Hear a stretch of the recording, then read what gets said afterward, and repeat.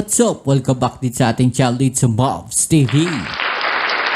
Alright, so tayo magbabalik muli mga babayan para sa isa na namang reaction video at ngayon ay pag-uusapan natin ang balita mula sa channel ni Pinas News Insider. At ito na mga babayan, sabi nga po niya dito finish na 1.76 billion PhilHealth ni Hontiveros, Pinag-utos, Korte, Marcoleta, Rocky Tulfo. Alamin natin to at pag-uusapan pero syempre bago ang lahat, don't forget to subscribe sa channel ni Pinas News Insider. Nandiyan sa ibaba ang full video link. I-click nyo lang po at subscribe. Suportahan natin ang kanyang mga video uploads. At kung kayo ay bago pa lang dito sa ating channel, please don't forget to subscribe, like, share, at comment dyan sa comment section at i-click ang notification bell para ma-update kayo sa mga latest video uploads natin. Bueno, wag na natin patagalin. Umpisahan na natin to. Let's go! Ito ang balita ngayon. Trending at muling pinag-uusapan ngayon sa mundo ng social media. Ang di umanay balitang Senator Risa Hontiveros nadagdagan ng problema. Matapos samunin na ibalik na rin ang perang nalustay niya di umano sa PhilHealth na kung saan ay pinamigay niya ang 1.761 billion pesos bilang bonus ng mga officers at employees ng nasabing ahensya. Mga kababayan, 1.76 billion po, PhilHealth bonuses lang, sayang to mga kababayan, mas malaking tulong sana to doon po sa mga miyembro, ng PhilHealth na kung saan yung iba nagrereklamo nga po, na sinasabing maliit lang daw po yung naibibigay ng PhilHealth na tulong sa kanila samantalang napakalaki na po ng kanilang mga naihuhulog. Ano sa palagay ninyo? I-comment down nyo dyan sa ibaba ang inyong mga opinion, alright? Pero bago natin ipagpatuloy ang balita, kung ikaw ay bago pa lamang sa aming channel, ay huwag kalimutang mag-like at mag-subscribe at i-click ang notification bell para palagi kang updated sa channel na ito. Tila sunod-sunod na nga ang paniningil ng mga tao kay Senator Risa Hontiveros matapos lumabas ang order ng Korte Suprema na ibalik nila ang perang nagkakahalaga ng 83 million pesos na ginawa nilang pangregalo di umano sa mga empleyado nito 2013 during her term. There as a board member, NALGP founding chairman Jesus Santos pointed out that public office is a public trust, quoted, since PhilHealth funds are people's money. Ms. Hontiveros should show us that we can trust her with our welfare by leading efforts to get back the illegal bonuses. If she will not do anything about it, there's no reason to be confident that she will indeed serve the people should she win. End quote.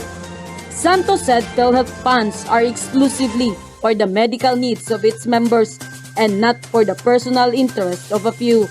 Quoted, one can only imagine the volume of medicines and medical needs or the extent of medical care in the number of beneficiaries which could have been bought and provided for the sick by the 1.761 billion unauthorized bonuses. Ito yung sinasabi natin mga kababayan, na napakarami po sanang natulungan netong 1.761 billion pero unauthorized bonuses po ito mga kababayan. Tandaan po natin unauthorized, so ibig sabihin hindi po ito pinayagan itong mga bonuses na to. Pero paano to nakalusot under sa pamumuno neto na ni Senator Risa Hontiveros nung siya ay nandiyan pa po sa PhilHealth, di ba? So dapat talaga kayo ano sa palagay ninyo, dapat bang imbestigahan itong si Senator Risa Hontiveros? Ms. Hontiveros owns the people a lot of explanation. End quote.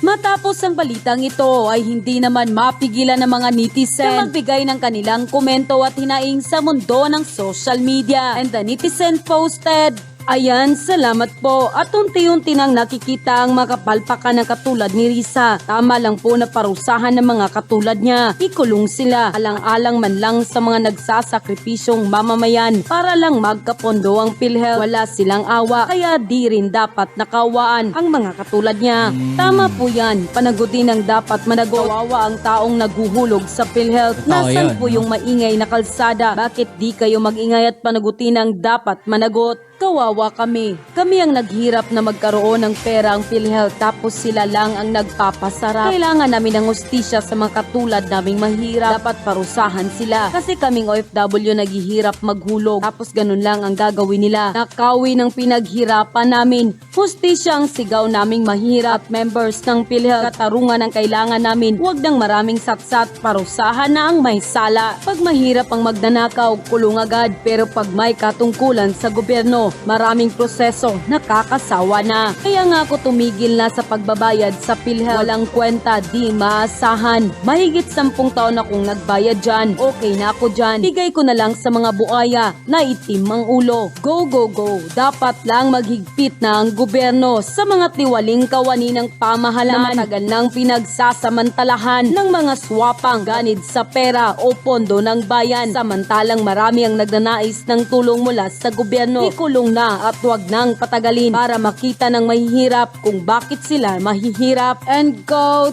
Ang tibay ni Risa Hontiveros sa handang-handa. Parang may budget na. Grabe oh, may pa-billboard na.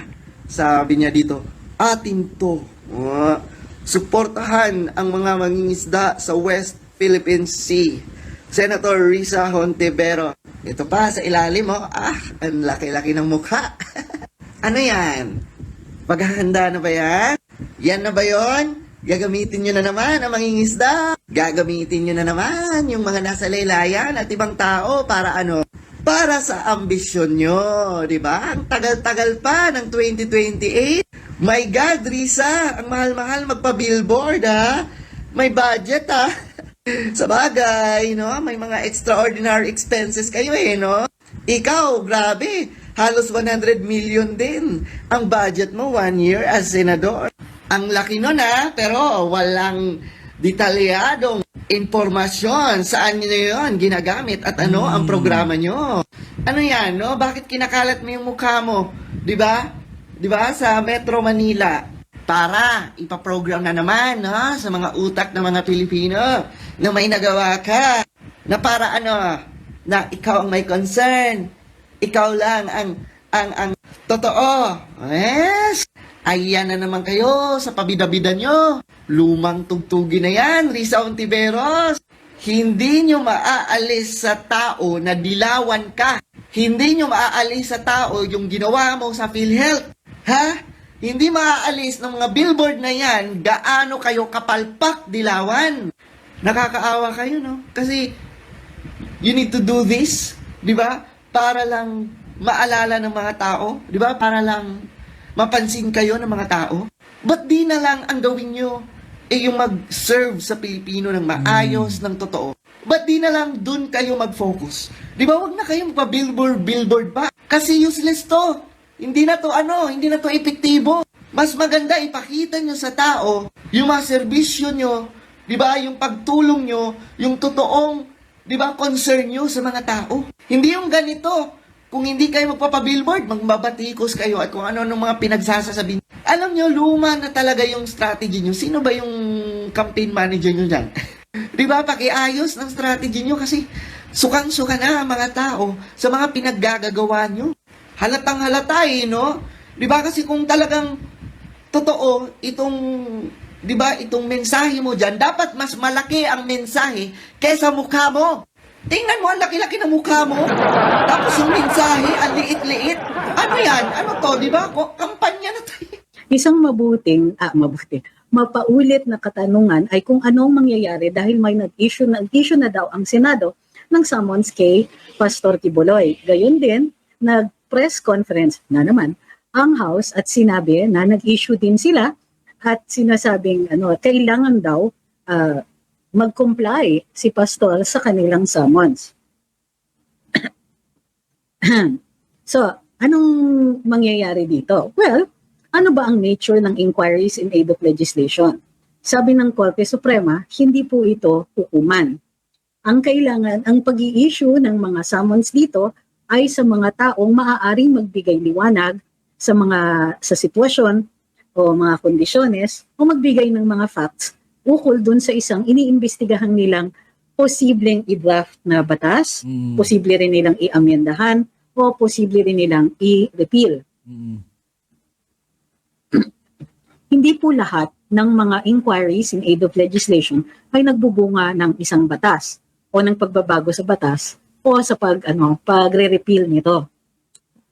Gayunpaman, nakasaad sa ating saligang batas na maaari may power talaga ang ating legislatura na mag-issue ng ganitong summons at manawagan ng mga saksi. At para nang sa gayon ay ma-fulfill nila ang kanilang obligasyon bilang mga mambabatas na gumawa ng nararapat na batas para for the public good. Ngayon, hindi naman 100% all the time ay tama ang Senado o ang House kanilang pagsuserve. So tingnan po natin yan. So halimbawa, ang sinasabi nila ay mag-serve sila ng summons. Ngayon, para makumpel nila na pumunta ang isang saksi, kailangan natanggap yung summons na yon. Kung wala yung tao dun sa kanyang declared home address o sa ibang mga address, masaserve ba ang summons? Kadalasan po, hindi. Kasi kung wala naman doon at pero may nag-receive, ang katanungan dito ay natanggap ba ng taong yon yung kanyang summons? So kung duly served yung summons, kailangan niyang pumunta. Bahagi po yon ng batas natin. Minsan-minsan, may mga saksi na ang sinasabi nila ay hindi naman po talaga sila kailangan doon sa pagpunta sa mga legislador, mambabatas, kung kaya't sinasabi nila, hindi po necessary. At minsan, ang sinasabi nila ay hindi makatarungan ang pagsasamon sa kanila. Ito ay Parang isang issue na kailangan isettle either ng Senado o ng Kongreso or both. Kung necessary nga ba ang kanilang pagpatawag dito sa kanilang saksi. May ilang beses na pong dinala sa ating hukuman sa Korte Suprema ang issue na ganito, kung kaya't parating ina-uphold ng ating Supreme Court ang power ng ating Senate o ng House mag-issue ng summons. Ngayon pa man, hindi po 100% yan. Halimbawa, doon sa kaso ni Lincoln Ong, nung siya po ay biglang ipinadetain ni Senator Gordon, ang sabi ng Korte Suprema, may power talaga ang Senate na mag-inquiry in aid of legislation. May power silang mag-compel na pumunta ang mga witnesses. At may power din sila mag-impose ng contempt. Gayon pa man, para makapag-impose ng contempt bilang, bilang compulsory measure, kailangan kung i-detain niyo yung tao, mayroong due process. Nasa due process na naman tayo. So, ang sinasabi dito ay kailangan binigyan si Lincoln Ong noon ng pagkakataon na sumagot, ng pagkakataon na makapag-explain, and so on, bago siya na-detain. Kasi ini-impose nga yung detention niya bilang isang penalty. Alright, so yung mga babayan, no? Okay, so kayo ano masasabi ninyo, no, dito sa mga ginagawa na to ni Senator Risa Hontiveros, no? I-comment lang nyo dyan sa ibaba ang inyong mga opinion at atin yan pag-usapan, alright? So yan, muli maraming salamat sa mga patuloy na nakasuporta dito sa ating channel at kung bago ka pa lang, please don't forget to subscribe, like, share, comment dyan sa comment section at i-click ang notification bell para ma-update kayo sa mga latest video uploads natin. Kita-kits tayo sa ating next video. Ito muli ang inyong Kuya Mobs dito sa Mobs TV. Peace. I'm out.